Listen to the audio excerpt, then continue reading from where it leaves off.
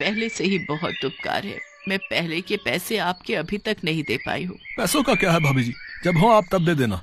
अभी आप आराम से घर जाइए।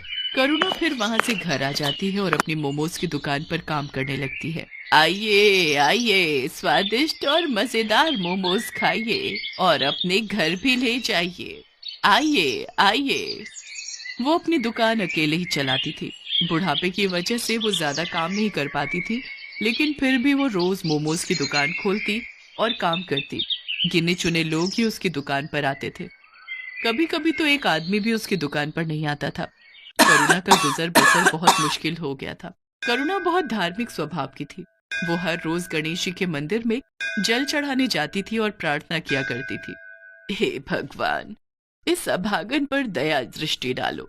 जीवन बहुत कठिन हो गया है। लोगों से उधार लेकर मैंने अपने बेटे को पढ़ाया और अब वो मुझसे मिलने भी नहीं आता। मेरे पति के गुजर जाने के बाद उनकी दुकान चलाना मुश्किल हो गया है। कोई काम करने वाला नहीं है और अब इस बूढ़ी से इतना काम भी नहीं हो पाता। हे प्रभु, दया करो। ये बोलकर करुणा वहां से चली जाती है। करुणा निराश मन के साथ दुकान पर बैठी होती है। तभी करुणा के पास दो जुड़वा बच्चे आते हैं। दोनों की उम्र 16 साल थी। वो आकर करुणा से कहते हैं, मैया, हम दोनों भाइयों के पास कोई घर नहीं है, क्या आप हमको अपने साथ रखेंगी? हम इसके बदले आपका सारा काम करेंगे। बेटा, मैं खुद परेशान हूँ। मैं तुम्हें अपने साथ कैसे रख सकती हूँ? मैया, हम आपका सारा काम करेंगे, बस आप हमें अपने साथ रख लीजिए। ठीक है। करुणा को उन दोनों जुड़वा बच्चों पर दया आ जाती है और वो दोनों को अपने साथ रख लेती है। भगवान ने इस बार करुणा की पुकार सुन ली। वो दोनों भगवान के भेजे हुए दूत थे, जिनको भगवान ने करुणा की मदद के लिए करुणा के पास भेजा था। करुणा मोमोज का सामान बना रही होती है। माँ जी, ये काम आप हमें दे दीजिए, मोमोज हम बना लेंगे, आप जाकर आराम कीजिए। करुणा रसोई घर से बाहर आ जाती है। वो दोनों बच्चे उसके बाद गेट लगा देते हैं। थोड़ी देर बाद गेट खुलता है। करुणा देखती है कि सारे मोमोज बहुत अच्छे से तैयार हो गए हैं। करुणा ये देखकर बहुत खुश होती है। अरे वाह, तुम दोनों ने तो बहुत अच्छा काम किया है। फिर करुणा उन दोनों बच्चों के साथ अपनी मोमोज की दुकान खोलती है और मोमोज बेचने लगती है। आइए आइए, स्वादिष्ट और मजेदार मोमोज खाइए और अपने घर भी ले जाइए। आइए आइए। आज करुणा के मोमोज में से ऐसी खुशबू आ रही थी जैसी कभी नहीं आई। पूरे बाजार के लोग मोमोज की खुशबू से आकर्षित होकर करुणा की दुकान पर आने लगे और देखते ही देखते करुणा की दुकान पर भीड़ लग जाती है। अरे एक प्लेट मोमोज देना। मुझे भी दे दो एक प्लेट। अरे वाह वाह वाह, इतने स्वादिष्ट मोमोज तो मैंने आज तक कभी नहीं खाए। आहा हा हा, वाह वाह वाह वाह वाह। करुणा लोगों की ये सारी बातें सुनकर काफी खुश होती है। देखते ही देखते उसके सारे मोमोज बिक जाते हैं। आहा, आज तो बहुत अच्छी कमाई हो गई। अगर ऐसे ही मेरे मोमोज बिकने लगेंगे तो मेरा सारा कर्ज उतर जाएगा। दोनों बच्चे अब करुणा को कोई काम नहीं करने देते। दोनों मोमोज बनाते और करुणा के साथ उन्हें बेचने भी जाते। उन दोनों के बनाए मोमोज में ऐसा स्वाद था कि हर कोई उंगलियां चाटता रह जाता। एक रात की बात है। वो दोनों बच्चे रसोई घर का दरवाजा बंद करके मोमोज बना रहे थे। कमाल है, हर रोज ये दोनों रसोई घर बंद करके मोमोज क्यों बनाते हैं? आज देखती हूँ ये ऐसा करते क्या हैं। करुणा चुपके से जाकर खिड़की में से झांकती है। वो देखती है कि उन दोनों जुड़वा बच्चों के हाथ में से चमत्कारी शक्तियां निकलती हैं, जिससे मोमोज अपने आप बनते हैं। ये जादू देखकर करुणा दंग रह जाती है। वो तुरंत उन दोनों के पास जाती है। दरवाजा खोलो। जी माँ जी। तुम लोग कौन हो? क्या? मैंने सब देख लिया खिड़की में से। जल्दी बताओ। डरिए मत, हम आपको कोई नुकसान पहुंचाने नहीं आए हैं, बल्कि हम तो आपकी मदद करने आए हैं।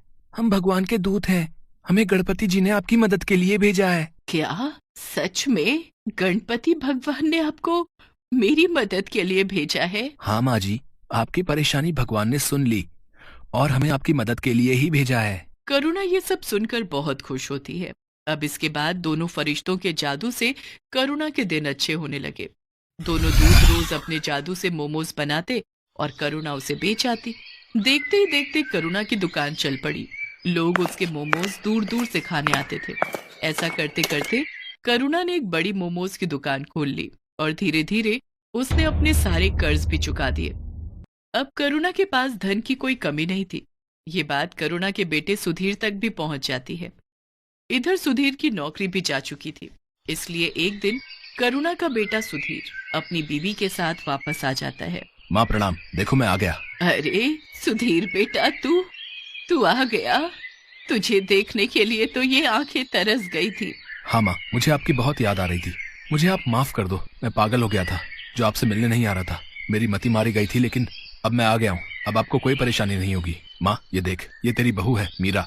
नमस्ते मम्मी जी, हमें माफ कर दीजिए। बेटा, मैंने तुमको माफ तो तभी कर दिया जब तुम मेरी आंखों के आगे आए। आज भगवान ने मुझे सारी खुशियां दे दी। अब मुझे कुछ नहीं चाहिए। चलो अब तुम घर। क्या हुआ? तिजोरी की चाबी मिली? हाँ ये रही। अब फटाफट इस बुढ़िया के सारे पैसे निकालो और चलो निकलते हैं यहाँ से। हाँ चलो। मीरा और सुधीर चुपके से जाकर तिजोरी खोलते हैं और वो तिजोरी में से सारा पैसा निकालकर अपने बैग में भर लेते हैं और वहां से भाग जाते हैं। भागते भागते वो गांव से बाहर निकल जाते हैं। तब वो थक कर एक जगह आराम करने के लिए बैठते हैं। इतना सारा पैसा मैंने पहली बार देखा है। अब जरा बैग खोलकर दिखाओ तो, इसे जी भर कर देख तो लूं मैं। सुधीर जैसे ही पैसों का बैग खोलता है वो देखता है कि उसमें बस राख है। दोनों फरिश्तों के जादू से वो सारे पैसे राख में बदल गए थे। वो दोनों ये देखकर दंग रह जाते हैं। वो दोनों राख को टटोल टटोल कर देखते हैं, पर पैसों का नामो निशान नहीं होता। अरे पैसे कहाँ गए? यहीं तो रखे थे। हाँ, पैसे कहाँ गए समझ नहीं आ रहा है। तभी वहाँ पर दोनों जुड़वा बच्चे आ जाते हैं और वो दोनों सुधीर और मीरा पर जोर जोर से हंसने लगते हैं। अरे मूर्खो, कुछ नहीं मिलेगा उसमें। तुम्हारे मन में जब कालिक भरी है तो उसमें भी कालिक ही होगी ना। कैसी संतान है तू, अपनी माँ को लूटना चाहता है। तेरी माँ ने तेरे लिए इतना सब किया। ये जो मिला है ना तेरे को, ये तेरे कर्मों का फल है। और बिना माँ के तेरा जीवन भी इस राख के जैसा है, किसी भी कीमत का नहीं। अभी भी समय है, सुधर जा और जाकर अपनी माँ से माफी मांग ले। आप दोनों ने हमारी आंखें खोल दी। हम लोभ में अंधे हो गए थे। हम अब से ऐसी गलती नहीं करेंगे, हमें माफ कर दो। फिर मीरा और सुधीर अपनी माँ के पास वापस चले जाते हैं और उसे सब सच बताकर माफी मांग लेते हैं।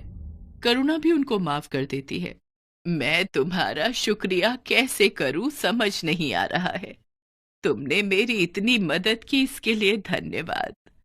अब मुझे सब कुछ मिल गया है, मेरा बेटा, मेरी बहू, सब। इसकी कोई जरूरत नहीं है माता, हमने कुछ नहीं किया। ये सब कुछ भगवान ने कराया है। अब आपका जीवन अच्छा हो गया है, तो अब हमारा भी यहाँ से जाने का समय आ गया है। अब आप हमें जाने की अनुमति दें। ये बोलकर दोनों वहां से चले जाते हैं। अब करुणा का जीवन बहुत खुशहाल हो गया था। अब उसको किसी चीज की कमी नहीं थी। उसकी मोमोज की दुकान भी अच्छी चल रही थी। अब वो